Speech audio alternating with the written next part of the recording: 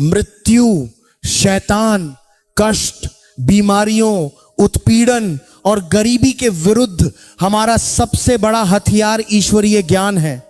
ये ज्ञान परमेश्वर की आत्मा से आता है, पवित्र आत्मा से आता है और परमेश्वर के वचनों से प्राप्त होता है। परमेश्वर की संरचना में एक आयाम है जिसे मुख कहते हैं। परमेश्वर का शाब्दिक मुख नहीं है, ठीक है। यीशु के रूप में उन्होंने मानव रूप धारण किया, ये सुंदर है। और अब हम कह सकते हैं कि परमेश्वर मनुष्य बन गए, लेकिन उससे पहले परमेश्वर बोल सकते हैं, लेकिन मनुष्य की संरचना में मुख से ही मनुष्य बोलने की क्षमता प्राप्त करता है।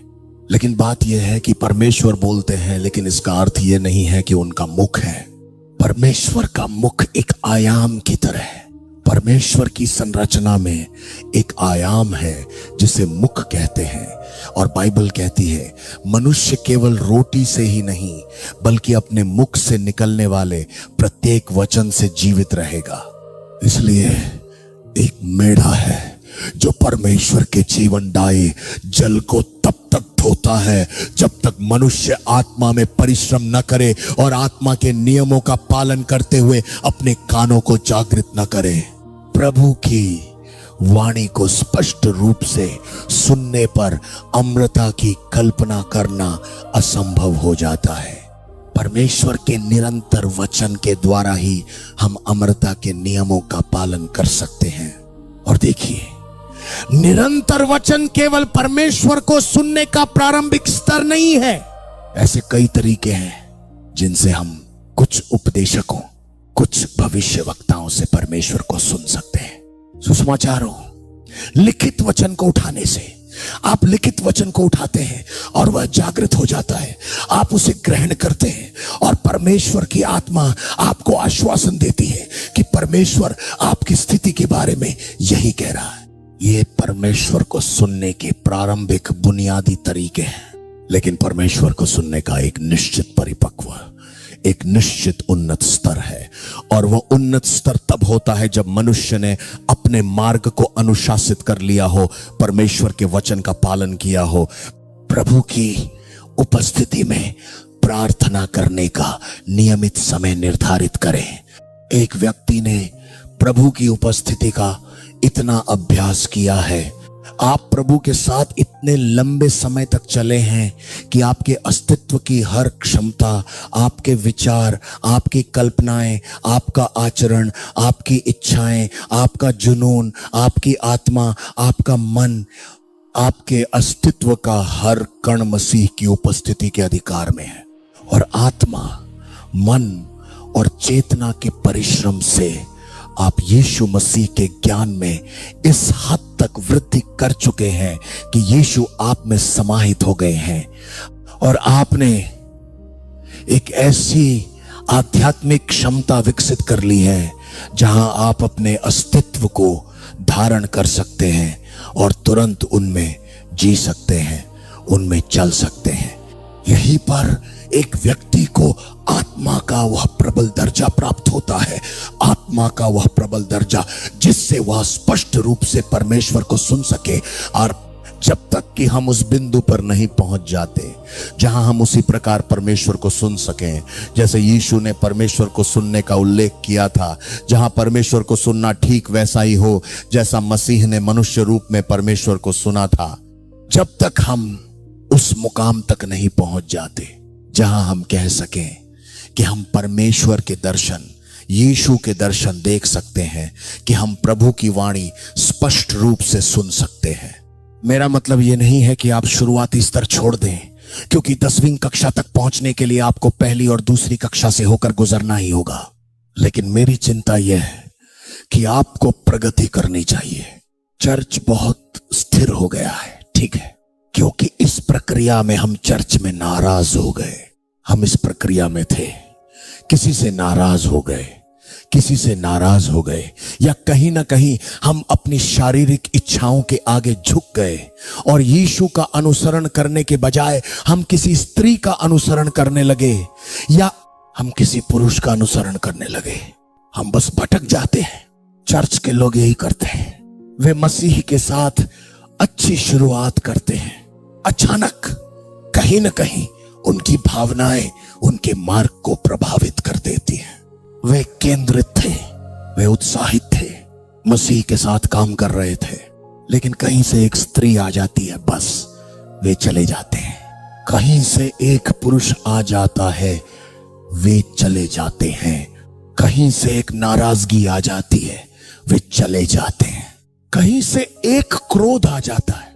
एक बात तो यह है कि शारीरिक वासनाएं लोगों को भटका देती हैं और उनका ध्यान भंग कर देती हैं। इसलिए वे पहले स्तर से दूसरे, तीसरे, चौथे या पांचवें स्तर तक पहुंचने के बजाय दूसरे स्तर पर ही अटके रहते हैं। वे कभी दूसरे स्तर से आगे नहीं बढ़ पाते। समझे? तो परमेश्वर चाहता है कि हम उस मुकाम तक पहुंचे जहां हमारी उन्नति हो। और आत्मा की बातें प्रगतिशील हैं, निरंतर विकसित होती रहती हैं, निरंतर चलती रहती हैं। समझे? अब अगर शैतान आपको मारना चाहता है तो वह आपको आध्यात्मिक ज्ञान के कुछ क्षेत्रों में दरिद्र कर देगा। उसकी आवृत्ति से जुड़े। हे प्रभु, मैं आपको जानना चाहता हूं, किसी और की परिभाषा या धारणा के अनुसार नहीं, मैं आपको आपके अनुसार जानना चाहता हूं। आप जानते हैं, किसी के लिए सबसे बड़ी साधनाओं में से एक है, बेशक पादरियों से सीखें, शिक्षकों से सीखें, महान पुस्तकें पढ़ें, शारीरिक रूप से वह सब करे जो आपकी नींव को मजबूत और सुदृढ़ बनाए रखने में सहायक हो। लेकिन नींव से परे यीशु मनुष्य और परमेश्वर के बीच मध्यस्थ है। तो इसका मतलब है कुछ भी नहीं, कोई भी नहीं, कोई किताब नहीं, कोई इंसान नहीं, कोई पादरी नहीं। याद रखिए, मैं ये नहीं कह रहा कि आप जाकर कहें कि मैं पादरी को दोबारा नहीं सुनना चाहता, नहीं, लेकिन परमेश्वर को सुनने में कोई भी बाधा नहीं आनी चाहिए। अब जीवित रहने और बने रहने की क्षमता के लिए यह आवश्यक है कि आप ईश्वरीय ज्ञान, बुद्धि और समझ को महत्व दें। ये तीन आत्माएं ही मनुष्य को परिपूर्ण बनाती हैं। यदि आप परमेश्वर से आई इन तीन आत्माओं को महत्व नहीं देते तो वे आपके लिए नहीं है। वे परमेश्वर की ओर से हैं, परमेश्वर की रचनाओं को परिपूर्ण बनाने के लिए। यदि आप ज्ञान की सेवकाई को महत्व नहीं देते तो मेरा तात्पर्य परमेश्वर के ज्ञान, परमेश्वर की बुद्धि और समझ से है। कलीसिया को ज्ञान की आत्मा या इन तीन आत्माओं, ज्ञान, बुद्धि और समझ के बीच के संबंध, उनके आपस में जुड़े होने, पारिवारिक संबंध को समझना चाहिए।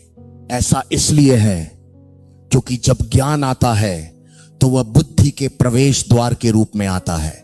बुद्धि ज्ञान से आती है। इसीलिए जब ज्ञान आता है तो आपकी प्रतिबद्धता की गुणवत्ता ही बुद्धि की प्राप्ति का निर्धारण करती है। जब तक मनुष्य धैर्य रखने को तैयार न हो तब तक ज्ञान की आत्मा नहीं आ सकती। जो ज्ञान उसने सुना और ग्रहण किया है, उसके फलस्वरूप केवल एक ही आत्मा है जो ज्ञान के जमाओं को रोक सकती है और बुद्धि के द्वार को खोल सकती है। इसे आत्म धोखा कहते हैं। आत्म धोखा एक दुष्ट आत्मा है जो मनुष्य की इच्छा और पाखंड से उत्पन्न होती है। यह जीवन जीने का एक ऐसा तरीका है जो शैतान से भी अधिक शक्तिशाली है। यह स्वयं थोपा हुआ, स्वयं उत्पन्न और स्वयं ही परखा जाएगा। परमेश्वर इसका न्याय करेगा, इसलिए नहीं कि इसके पीछे शैतान था, बल्कि इसलिए कि इसके पीछे आप थे। क्योंकि बाइबल कहती है कि परमेश्वर का वचन सुनने के बाद आपने सत्य को जान लिया है, आपने स्वयं को दर्पण में देखा है। मसीह में आप कौन हैं, इसकी सटीक छवि आपके सामने है। आप झूठ में नहीं है, आप छल में नहीं है, आप सत्य में हैं, लेकिन आप उससे दूर चले जाते हैं और अपनी पहचान को नकार देते हैं। बाइबल इसे आत्म धोखा, स्वयं को धोखा देना कहती है। उसने कहा आइए हम जो सुना है उस पर अमल करें। हमने क्या सुना है? सत्य। सत्य क्या है? सत्य का ज्ञान तुम जानोगे, ज्ञान को जानोगे, सत्य को जानोगे। तुम जानोगे तो हम ज्ञान के माध्यम से सत्य तक कैसे पहुंचते हैं। सत्य हमें तब मुक्त करता है जब हम ज्ञान के माध्यम से उससे जुड़ते हैं। सत्य ज्ञान के बिना मुक्ति देने में असमर्थ है। ज्ञान की आत्मा हमें सत्य के प्रकट निर्देशों तक पहुंच प्रदान करती है और फिर सत्य हमारे द्वारा उसके बारे में जाने गए ज्ञान पर चिंतन करके हमें मुक्त करता है। लेकिन वह सत्य आपको तब तक मुक्त नहीं कर सकता जब तक आप उस पर अमल नहीं करते। इसलिए जब हम प्रकट ज्ञान पर अमल करते हैं और सत्य में जीते और बने रहते हैं तो वह ज्ञान बुद्धि के प्रवेश और उसके निवास का द्वार खोलता है।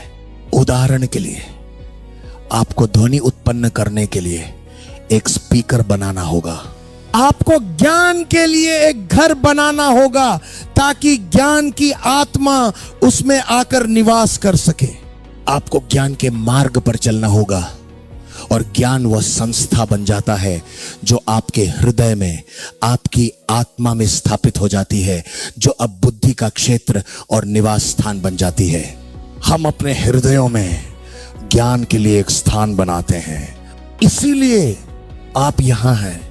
जो शब्द आप सुन रहे हैं वे आत्माएं हैं, वे अनमोल रत्न हैं। उनका उपयोग ज्ञान की आत्मा के निवास के लिए, बुद्धि की आत्मा के निवास के लिए एक घर बनाने में किया जा रहा है।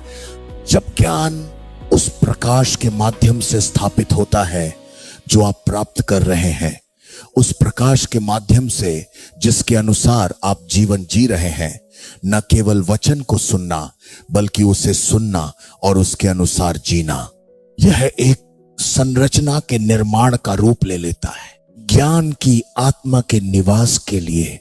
और जब ज्ञान की आत्मा स्थापित हो जाती है तो यह बुद्धि की आत्मा के प्रवेश और निवास का स्थान बन जाता है।